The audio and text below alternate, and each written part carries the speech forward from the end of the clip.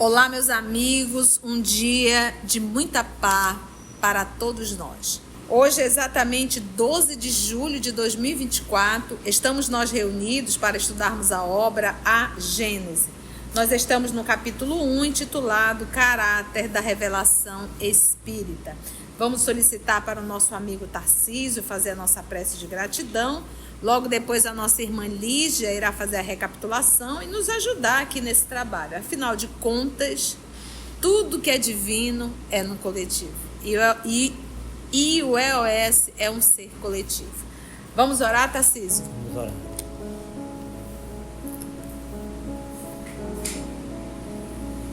Amado Mestre Jesus, Mãe Santíssima, irmãos iluminados que aqui se encontram, que dão apoio a esse estudo, queremos agradecer por mais essa oportunidade de estudo, que possamos assimilar todos os ensinamentos de hoje, praticá-los no nosso dia a dia, darmos uma mudança em nossa vida para melhor, entender que a vida continua, que o que fazemos hoje refletirá no futuro. Obrigado, Senhor, pelas instruções que estamos recebendo. Obrigado pela Conceição, que nos ajuda no entendimento. Obrigado por todos que aqui se encontram. Obrigado, Senhor, por mais essa oportunidade. Que tenhamos entendimento e possamos vivenciar no nosso dia a dia. Fica conosco hoje e sempre. Que assim seja. Obrigada, meu amigo. E aí, Lígia, como é que estamos no nosso estudo da obra A Gênese? No nosso último estudo, nós vimos o item 24, que diz que o caráter de cada religião é conforme a ideia que as pessoas dessa religião têm de Deus. Então, você acha que Deus é cruel? Então, vão honrá-lo com atos de crueldade.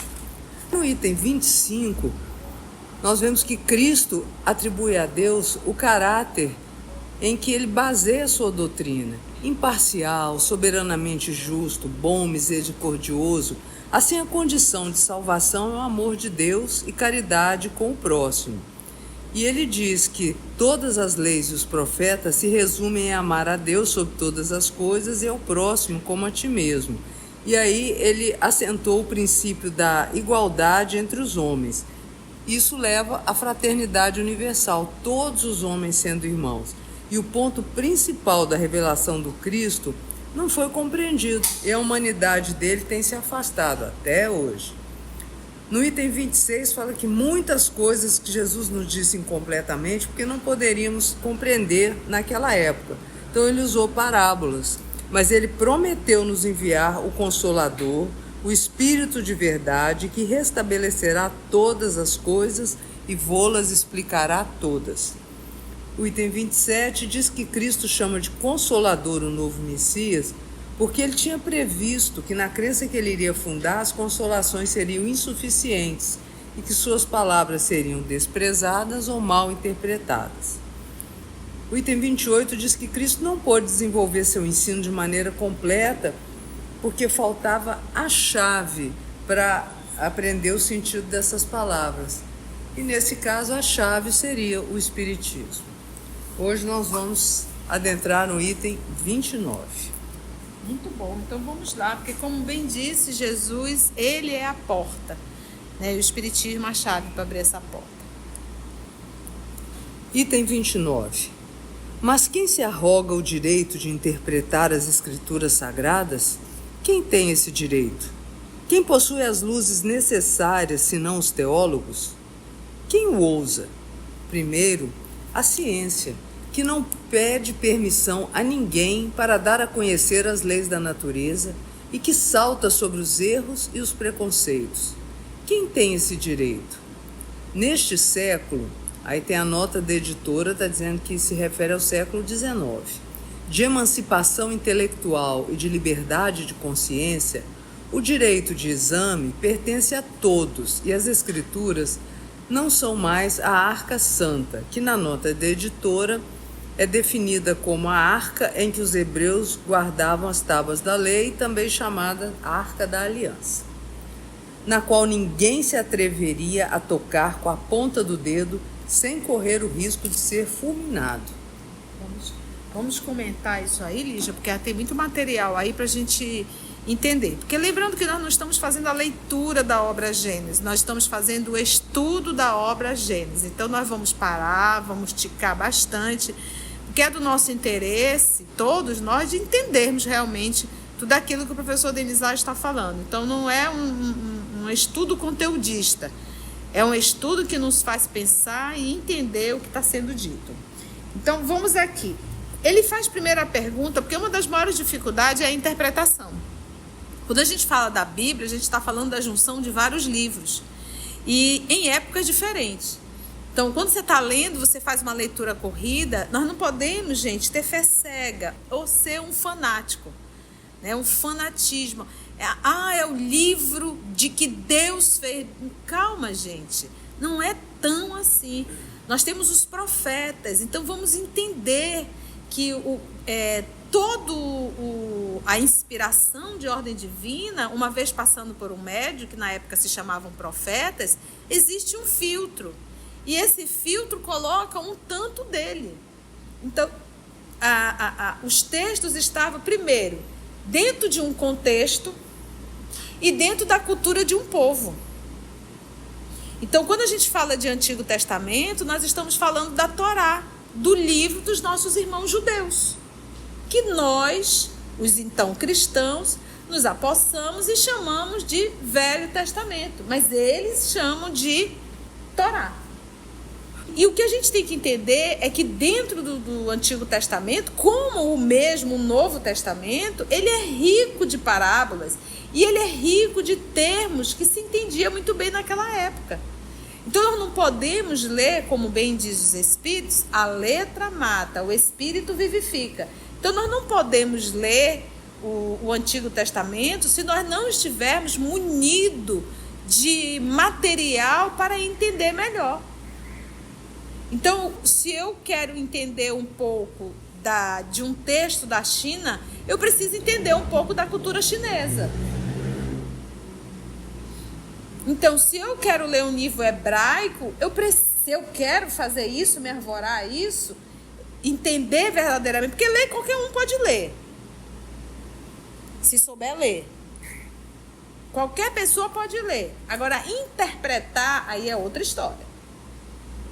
Então, se eu quero interpretar o texto, entender relativamente, eu preciso, sim, entender um pouco da cultura hebraica, para eu poder entender. Por isso que o Chico responde lá no Pinga Fogo do ano de 71, quando aquele então pastor faz a pergunta sobre o que ele chama dos primeiros moradores do mundo. Seria Adão e Eva, e Caim e Abel. Só que quando o Chico vai responder, ele pauta o livro A Gênesis, diz o capítulo, diz o versículo e fala do terceiro, que é quem? Sete, que seria o terceiro filho. E fala também quando o Caim vai para a terra de Nod, lá ele se casa e tem filhos. Então, o que ele diz para o sacerdote, com muito respeito, a gente percebe, em nenhum momento ele fala de forma jocosa, mas ele diz assim: a Bíblia, o nosso livro sagrado, é rico em códigos, que nós temos que interpretar, temos que entender isso. Então, muitas vezes, ela deve ser estudada por técnicos. Então, e não a gente está tentando fazer a interpretação e moldando segundo as nossas ideias. Então, para eu entender, nós temos realmente que conhecer um pouco da cultura hebraica. Aí nós vamos entender não só o Antigo quanto o Novo Testamento. Então, esse é o primeiro ponto. Então, ele já pergunta, quem se arroga, quem se atribui o direito de interpretar as Escrituras Sagradas? Quem? Interpretar, não é ler. E ele pergunta, quem tem esse direito? Só a igreja? Porque nós temos que pensar, que é o que ele vai falar aqui também, de uma forma muito polida, que o livro, a Bíblia, né, que é a junção dos dois, a sociedade cristã, a sociedade não tinha acesso. só quem podia ler, e que estava inclusive já a tradução em latim, eram os sacerdotes.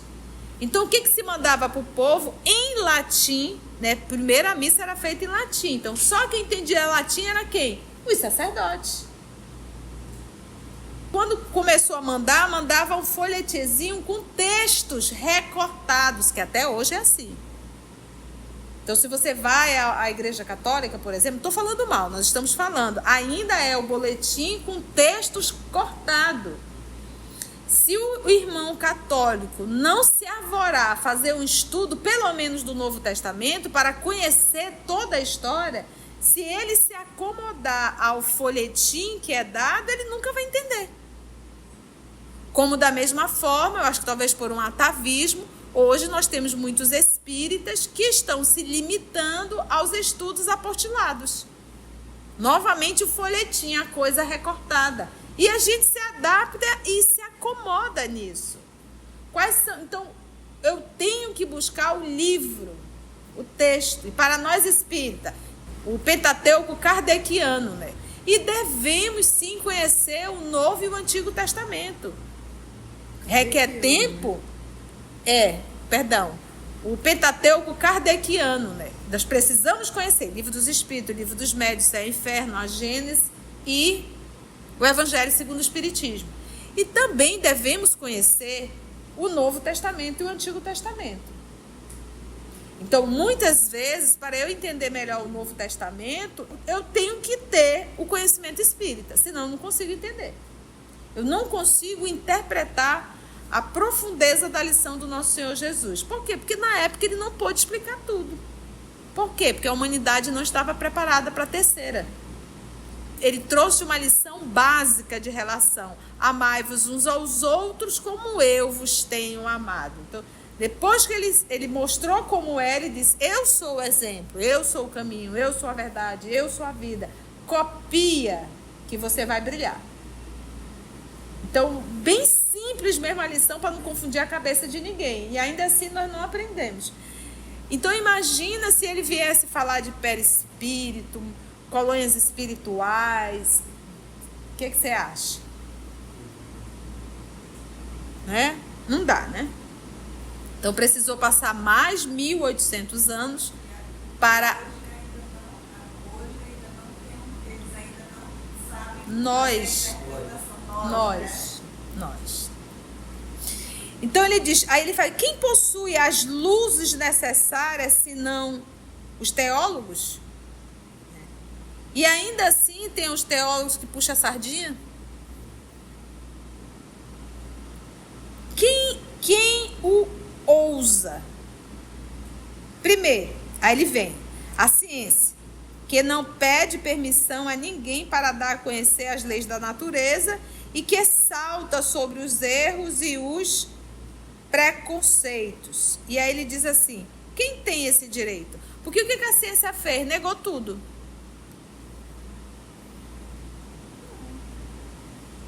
Ela não pede permissão para dar a conhecer as leis da natureza. Então salta sobre erros e preconceitos. Por exemplo, os teólogos diziam que o Sol girava em torno da Terra. A ciência falou, não, gente, é o contrário. Aí ele saltou sobre os erros e preconceitos. Exatamente. E aí, o que a ciência fez? Ela afirmou e firmou o Antigo Testamento.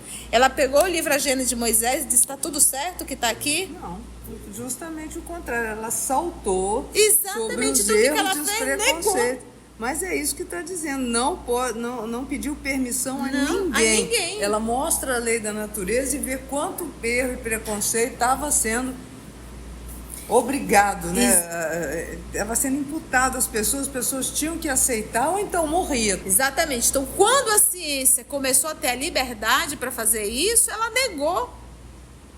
Ela não negou a ciência, ela negou os preconceitos e os erros sobre o qual estava baseado toda aquela doutrina. Exatamente, que era imposta, que era uma imposição mesmo, senão ia ser queimado. Então o mundo foi feito em 7 dias, a geologia está toda errada, Era o Adão e a Eva. Foi duas pessoas. Não, mas tem outras espécies. Não, isso não existiu. Mas tem os fósseis. Isso também não existiu. Calado, não. Então, ele diz assim, quem tem esse direito, neste século XIX, de emancipação intelectual, porque agora emancipar é o quê? Continuar preso? É hora de se libertar, é hora de voar. Né? Por isso a Cidade Luz, né? Por isso o despertar da ciência. Se a gente for observar, se a gente for estudar a ciência, o século XIX foi o século assim, que explodiu realmente a pesquisa científica e as comprovações científicas. Neste século de emancipação intelectual e de liberdade de consciência, porque não tinha, não pense, não pode pensar, é isso e pronto. Repita, é isso e pronto. O direito de exame pertence a todos. Todos têm o direito de examinar e de tirar as suas conclusões. Que é a liberdade. Quando a gente não pode se expressar, vai ficar difícil. E as escrituras não são mais a arca santa. Porque aqui, olha, aí mais uma vez a gente pega o quê? Kardec aqui, ele está citando o quê? Novo ou Antigo Testamento? Antigo Testamento. Antigo Testamento. O que ficava dentro da arca santa? Os 10 mandamentos. Os 10 mandamentos, as tábuas da lei. E isso era guardado, Deus o livre. Era a casa de Deus, o templo de Deus. Eles construíram a tenda. E se nós estudarmos no Antigo Testamento, tem todas as regras para se fazer a casa onde Deus irá habitar. Por isso Salomão fez o templo. E o lugar onde ficava a arca, ninguém podia entrar. Lá no fundo, era. Só os levitas podiam ir lá, nem o rei, ninguém podia. E tinha que fazer todo o ritual para poder fazer isso. Né? O povo chegava na frente do templo, levava as oferendas, os bois, os carneiros, os levitas recebiam e o povo ia embora, não entrava. Lá dentro era só para os religiosos. E aí, por que ele está falando aqui, olha? O direito de exame pertence a todos. E as escrituras não são mais a arca santa. Porque o que eles fizeram? Eles repetiram um pouco em relação às escrituras. Ninguém tinha acesso. Quem é que tinha acesso? Só os sacerdotes. Não, já com o cristianismo. Na verdade, o catolicismo, né? Ninguém tinha acesso. Só ia pedacinhos e ainda em latim. Então, repete, só repete. Senão você não tem que pensar, repete. É isso e pronto. E amém. Pronto, amém. Só recortado, um recortezinho. Porque vocês sabem quem fez a primeira tradução, vamos dizer assim, para o idioma, que essa foi a briga de Lutero, né? Porque Lutero queria poder fazer vamos chamar de missa, né? A pregação, né? A pregação que ele fazia na igreja, ele queria fazer na língua natal, naquele dialeto alemão. Ele não podia, e ninguém entendia, e ele queria explicar. Então ele começou a fazer isso e a igreja foi fechada. Então ele sofreu muita perseguição. É aquilo que a gente diz, o mal, ele não está fora, o mal se infiltra. E ele está dentro de todas as religiões, de todos os pontos que servem de apoio para a evolução de uma sociedade. Então, o mal está infiltrado na educação. Nós temos péssimos, perversos muitas vezes na área da educação, péssimos, perversos na política, péssimos, perversos dentro das religiões, alguns, né? Então, e péssimos e perversos dentro da arte, que são os pontos de apoio para o processo de educação. E eles se infiltram, eles encarnam com esse propósito, se infiltram para... Então, é aquela pessoa que está sempre montando confusão, está sempre discordando de tudo, está arrumando um jeito de roubar, está um jeito de mentir, infelizmente. Está colocando um contra o outro. Se eu sou uma pessoa que provoco intriga aonde eu estou a serviço do cão, mas não de Jesus. Então, às vezes, eu tenho que parar, meu Deus, aonde eu estou, eu provoco intriga. Se eu faça essa reflexão, se você é aquela pessoa que está sempre do conta, se está num grupo de estudo, você cria polêmica no grupo. Se está num trabalho, você começa a falar mal um do outro, colocando um contra o outro. Você está a serviço do mal, não do Cristo. E ele diz, e as escrituras não mais são a arca santa, agora eles podem ter acesso, na qual ninguém se atreveria a tocar com a ponta do dedo sem correr o risco de ser o quê? Fulminado, que era o que a igreja fazia. O Lutero só não foi morto porque o rei da Alemanha deu um jeitinho de esconder ele, literalmente. E aí foi quando ele fez a tradução. Senão ele teria sido morto na Inquisição. Ele foi para o Santo Ofício. Quanto às luzes especiais necessárias, sem contestar a dos teólogos, por mais esclarecidos que fossem na Idade Média e, em particular, os pais da Igreja, eles, contudo, ainda não eram esclarecidos o bastante para não condenarem como heresia o movimento da Terra e a crença dos antípodas. Na nota da editora diz que é habitante do globo que, em relação a outro, vive em lugar diametralmente oposto. Teoria confirmada com a comprovação da esfericidade da Terra. Que antes, como a Terra não sendo redonda, não tem antípodas, né, no outro polo. Mesmo sem ir tão longe, os teólogos dos nossos dias não lançaram anátema, né, que é uma maldição, à teoria dos períodos de formação da Terra. Então vamos entender isso daí. O que ele está querendo dizer? Vai, Lígia, explica pra gente. Vamos parágrafo por parágrafo. Quanto às luzes especiais necessárias. Os teólogos eram muito esclarecidos na Idade Média, eles eram os pais da Igreja. Mas eles não tinham esclarecimento bastante, porque eles condenavam como heresia o movimento da Terra. Eles diziam que era o Sol que girava em torno da Terra. A Terra está parada e tudo girando em volta dela. E essa crença que na Terra alguém podia viver num lugar diametralmente oposto, como Brasil e Japão. Eles falavam que isso não existia. Eles não eram esclarecidos na Idade Média, mas eles tinham o poder e mandavam para a fogueira quem insistisse nisso. Depois que a ciência veio e mostrou tudo isso. A primeira coisa que a gente tem que saber é quem são os pais da Igreja. Então nós conhecemos Santo Agostinho. Então quando a gente fala de Idade Média, começou quando a Idade Média? 400 e pouco depois de Cristo. E foi até quase, se não me falha a memória, 1500 depois de Cristo. 1500, 1600 depois de Cristo. Esse é o período da Idade Média, nessa idade difícil. Então, os pais, imagina, 400 e pouco depois de Cristo, sabia de como era o planeta Terra? Se era redondo, se era chatinho, se era triangular, não sabia. Eles imaginavam, inclusive, que a Terra teria um fim, que ali ia cair. Então, é isso que ele faz, né? Então, um dos pais da Igreja é Santo Agostinho, né? Que foi ele que iniciou, organizou ali. Eles, contudo, ainda não eram esclarecidos bastante para não condenarem como heresia o movimento da Terra e a crença nos antípodas, mesmo sem ir tão longe, porque o Galileu Galilei, quando falou do movimento da Terra, ele teve que anuir com a Igreja. Ele teve que negar o óbvio para ele não ser morto. Vamos ver mais um pouquinho? Os homens só puderam explicar as Escrituras com auxílio do que sabiam, das noções falsas e incompletas que tinham sobre as leis da natureza, mais tarde reveladas pela ciência. Eis porque os próprios teólogos, de muito boa fé, se enganaram sobre o sentido de certas palavras e fatos do Evangelho.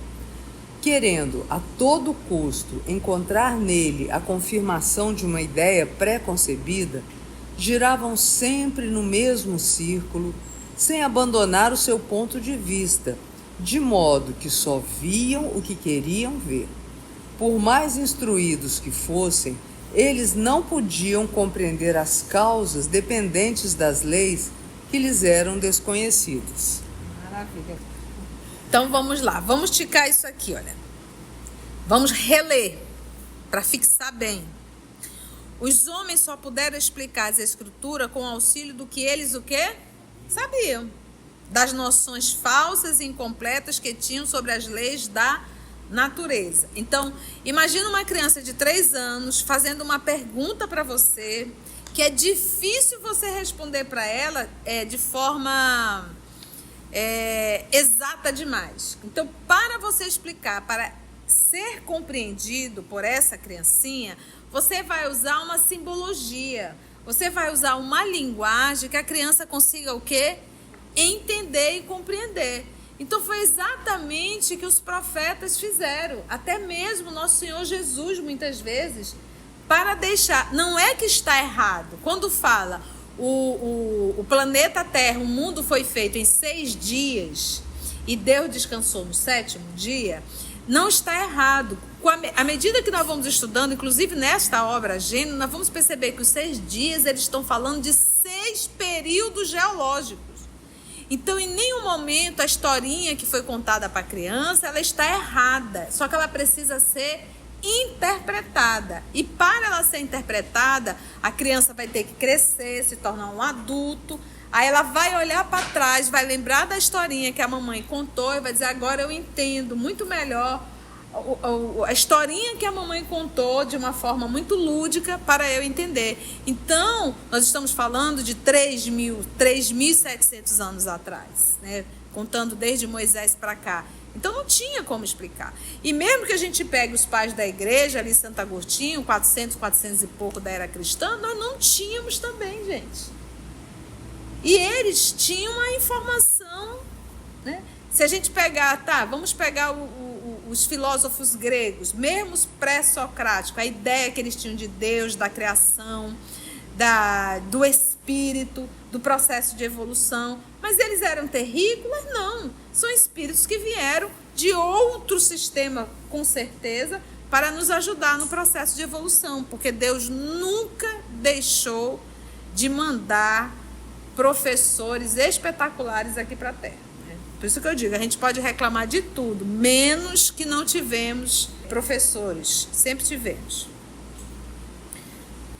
Eis porque os próprios teólogos, de muito boa fé, se enganaram sobre o sentido de certas palavras e fatos do Evangelho. Então, gente, é compreensível uma interpretação equivocada há 2.000 anos atrás, há 1.500 anos atrás, onde nós não tínhamos a ciência de hoje. Mas hoje, 2024 da era cristã, com todas as descobertas científicas, eu ainda querer interpretar como se eu estivesse há 1.800 anos atrás, aí é difícil. É a pior ignorância que pode existir. É aquela que não quer ver a realidade da vida. E outra coisa que a gente tem que entender, isso é o que a gente chama de uma fé cega. E o que nós aprendemos em Espiritismo, a fé é o quê? Raciocinada, lógica. Quando você aprende pela razão, dificilmente você vai errar. Querendo a todo custo encontrar nele quem? No Evangelho, a confirmação de uma ideia que foi o quê? Preconcebida. E até hoje ainda existe. A pessoa tem uma ideia preconcebida e quer tirar isso, quer encontrar isso dentro do Evangelho. Giraram sempre no mesmo círculo, sem abandonar o seu ponto de vista, até hoje. De modo que só viam o que queriam ver. Alguém postou na nossa rede social, tia, me ajude, por favor, eu quero convencer minha irmã em relação ao que Kardec falou de Maria. A primeira coisa que a gente tem que entender, por que Kardec não entrou no tópico Maria? Por que ele não colocou o nascimento de Jesus no Evangelho? Porque isso era uma área minada. As questões dogmáticas. Para que ele ia se ater a isso?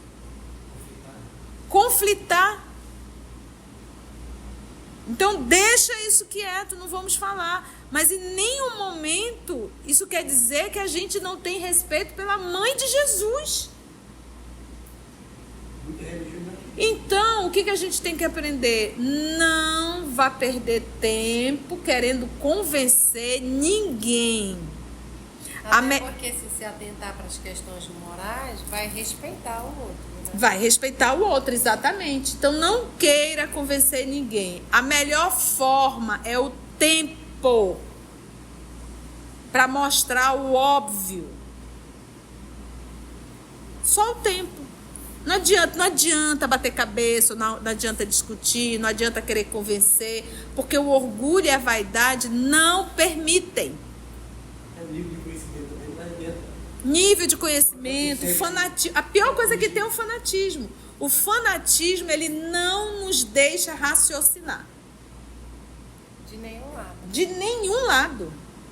Qualquer fanatismo não adianta, tu vai chegar. Por isso as guerras.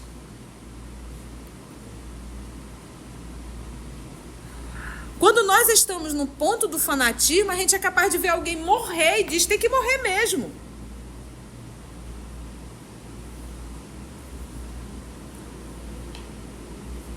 Né? Então, é perigoso. E não adianta, não discuta com ninguém. Nada. Tá bom. Beleza. Tá bom. Beleza. Deixa o tempo passar. Um dia ela não vai desencarnar? Vai. Aí ela vai estudar melhor no mundo espiritual, com mais lucidez e com mais consciência. Assim somos nós aqui na Terra. Então, eu gosto disso. O tempo esclarece tudo. Cada um no seu nível.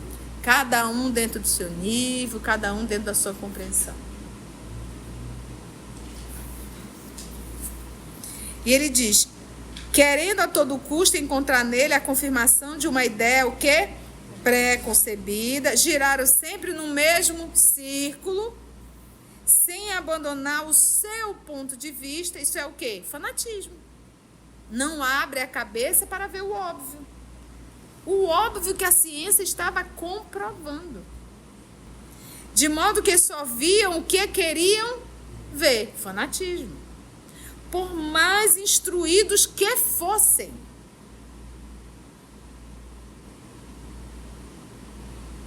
Eles não podiam compreender as causas dependentes de leis que eles eram o quê? Desconhecidas. Vamos finalizar esse item 29. Quem, porém, julgará interpretações diversas e muitas vezes contraditórias, dadas fora do campo da teologia? O futuro, a lógica e o bom senso. Os homens, cada vez mais esclarecidos, à medida que novos fatos e novas leis se forem revelando, saberão separar da realidade os sistemas utópicos. Ora, as ciências tornam conhecidas algumas leis. O Espiritismo revela outras. Todas são indispensáveis à compreensão dos textos sagrados de todas as religiões. Desde Confúcio, que era um literato e filósofo chinês, nascido em 551 a.C. e desencarnou em 479 a.C. Sua doutrina pregava a ordem no Estado e a necessidade de desenvolvimento do caráter e da responsabilidade moral. E Buda, que era o nome que se dá ao fundador do budismo, Siddhartha Gautama, também chamado Sakyamuni, por pertencer à tribo dos Sakya, nascido em Kapilavatthu em 478 ou 473 a.C. Tomou o nome de Buda após ter atingido a iluminação ou despertar, que seria o Bodhi, em Bodh Gaya, até o cristianismo. Quanto à teologia, essa não poderá judiciosamente alegar contradições da ciência, visto como também ela nem sempre está de acordo consigo mesmo. Então, esse teólogo falou, era o bambambam, super respeitado. Quem vai discordar dele? Quem? O futuro tem que esperar. E a paciência de saber esperar. Agora, esse período de esperar, muitas cabeças rolam. Muita dor acontece, muito sofrimento acontece. Não é só esperar e vai estar tudo bem. Vai esperar, mas vai ter muita dor. O futuro, a lógica e o bom senso. Os homens cada vez mais esclarecidos, à medida que novos fatos e novas leis se forem revelando, saberão separar da realidade os sistemas que são o quê? O que é utópicos? Uma quimera? Uma ilusão? Ora, as ciências tornam conhecidas algumas leis, o espiritismo revela outras. O espiritismo revela, ele não cria. A lei já existe. Todas são indispensáveis à compreensão dos textos sagrados de todas as religiões. Então, ninguém dispensa a ciência. A ciência também é importante. Por isso que ele diz, todas são indispensáveis à compreensão dos textos sagrados de todas as religiões. E aí ele cita Confúcio. Se você for ler Confúcio, olha, antes de Cristo. Gente, a filosofia de Confúcio, Confúcio é um enviado de Jesus. É um espírito que não é daqui da Terra. São espíritos que vêm de outros sistemas solares, mas que fazem parte dessa pleia de espíritos que trabalham com Jesus. Lembra, ainda há pouco falamos, todo o trabalho divino, ele é o quê? Coletivo. E citou também Buda, até o cristianismo. Jesus que fundou o cristianismo,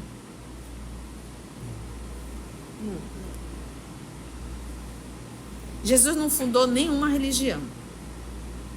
Jesus ensinou a sermos filhos de Deus, irmãos.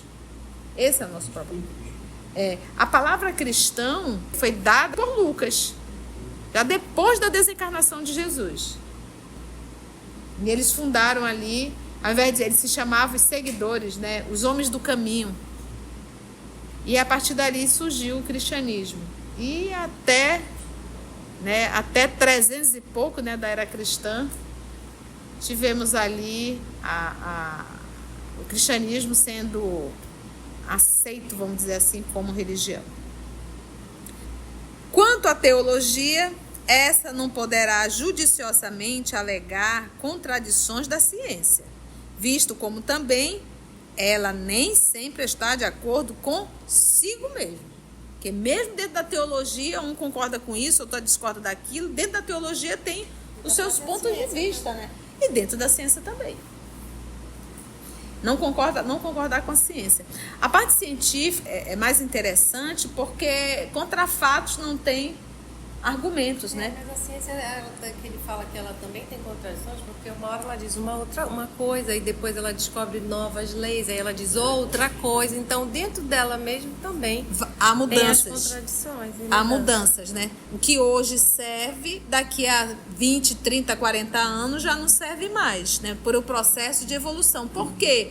Porque a gente vai tendo novos equipamentos, né? Novos recursos. A inteligência vai desenvolvendo, então, obviamente, há um movimento de crescimento, né? Gente, que gostoso, né? Então, nós lemos hoje todo o item 29, né, Lígia? Concluímos o item 29. Concluímos o item 29 e, se Deus permitir, a próxima semana nós iremos retomar para o item 30. Que bom, gente. Antes de orarmos em agradecimento, vamos ouvir algumas considerações da tia que destacamos neste estudo para a reflexão dos ensinamentos. Vamos aos destaques da tia? Como bem disse Jesus, ele é a porta, né? E o Espiritismo é a chave para abrir essa porta. Quando a gente fala de Antigo Testamento, nós estamos falando da Torá, do livro dos nossos irmãos judeus, que nós, os então cristãos, nos apossamos e chamamos de Velho Testamento. Então, dentro da Torá, nós vamos ter os livros mosaicos. Então, nós não podemos ler o Antigo Testamento se nós não estivermos munidos de material para entender melhor. Eu quero interpretar o texto, entender relativamente, eu preciso sim entender um pouco da cultura hebraica. Eu tenho que buscar o livro, o texto, e para nós espíritas, o Pentateuco kardeciano, né? E devemos sim conhecer o Novo e o Antigo Testamento.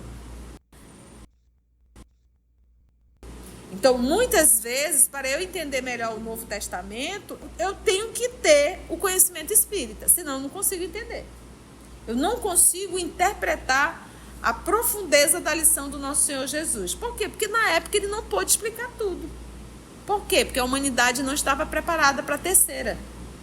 Ele trouxe uma lição básica de relação. Amai-vos uns aos outros como eu vos tenho amado. Então, depois que ele mostrou como era, ele disse, eu sou o exemplo, eu sou o caminho, eu sou a verdade, eu sou a vida. Copia que você vai brilhar. E ainda assim nós não aprendemos.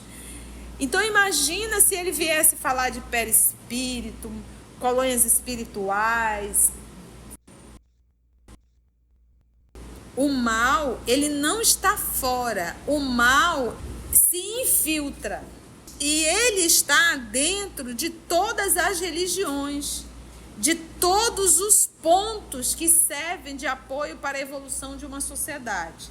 Então, o mal está infiltrado na educação, péssimos, perversos na política, péssimos, perversos dentro das religiões, alguns, né?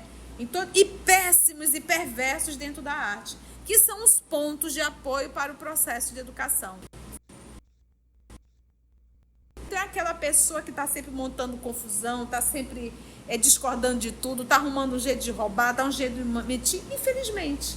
Está colocando um contra o outro. Se eu sou uma pessoa que provoco intriga aonde eu estou a serviço do cão, mas não de Jesus.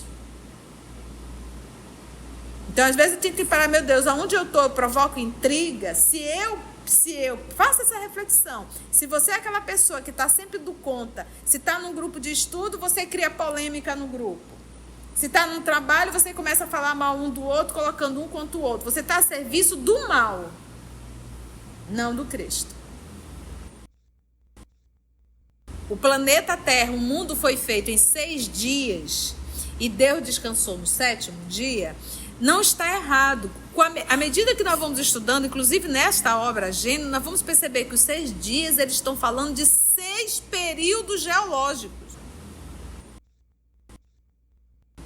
Então, gente, é compreensível uma interpretação equivocada há 2.000 anos atrás, há 1.500 anos atrás, onde nós não tínhamos a ciência de hoje.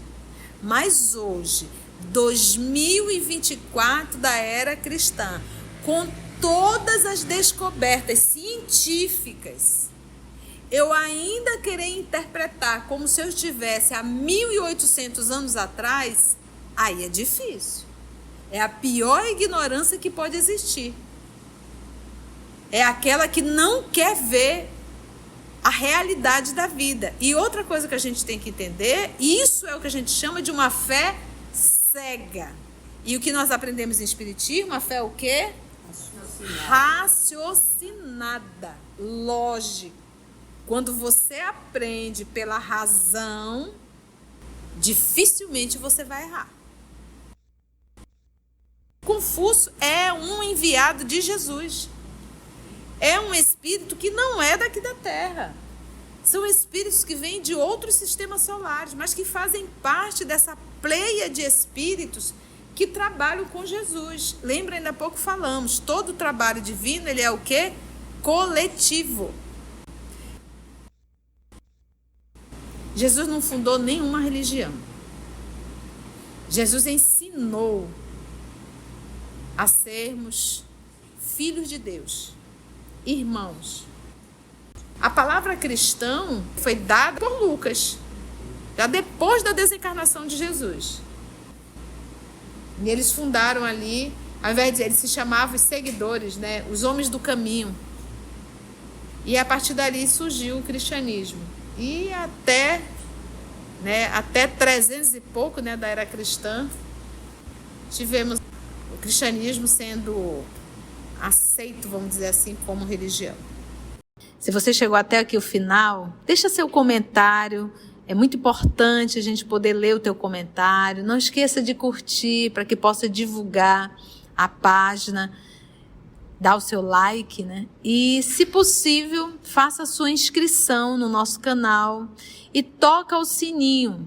Porque quando você toca o sininho, o YouTube avisa para você quando o EOS publicar um novo estudo.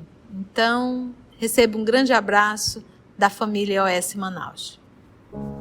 Assim, concluindo o nosso estudo de hoje e agradecendo o nosso Mestre Jesus por mais este momento de aprendizado, vamos orar? Então, assim, agradecemos a Deus nosso Pai, agradecemos ao nosso Mestre Jesus por mais uma oportunidade que nos foi dada e aos nossos amigos espirituais que aqui estão nos amparando, nos auxiliando e nos assistindo. Graça te damos, Senhor, que assim seja.